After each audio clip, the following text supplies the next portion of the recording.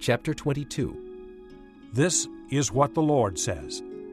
Go down to the palace of the king of Judah and proclaim this message there. Hear the word of the Lord, O king of Judah, you who sit on David's throne, you, your officials, and your people who come through these gates. This is what the Lord says. Do what is just and right. Rescue from the hand of his oppressor the one who has been robbed. Do no wrong or violence to the alien, the fatherless, or the widow. And do not shed innocent blood in this place. For if you are careful to carry out these commands, then kings who sit on David's throne will come through the gates of this palace, riding in chariots and on horses, accompanied by their officials and their people.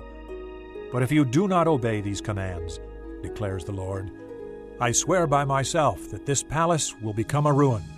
For this is what the Lord says about the palace of the king of Judah. Though you are like Gilead to me, like the summit of Lebanon, I will surely make you like a desert, like towns not inhabited. I will send destroyers against you, each man with his weapons, and they will cut up your fine cedar beams and throw them into the fire. People from many nations will pass by this city and will ask one another, why has the Lord done such a thing to this great city? And the answer will be, because they have forsaken the covenant of the Lord their God and have worshipped and served other gods. Do not weep for the dead king or mourn his loss. Rather weep bitterly for him who is exiled, because he will never return nor see his native land again.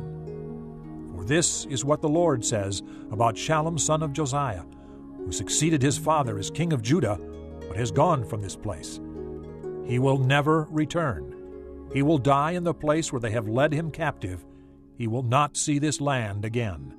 Woe to him who builds his palace by unrighteousness, his upper rooms by injustice, making his countrymen work for nothing, not paying them for their labor. He says, I will build myself a great palace with spacious upper rooms.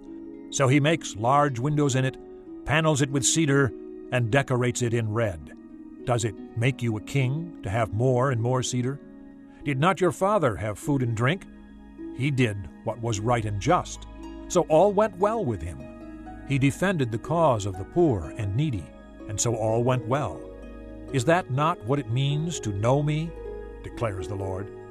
But your eyes and your heart are set only on dishonest gain, on shedding innocent blood, and on oppression and extortion.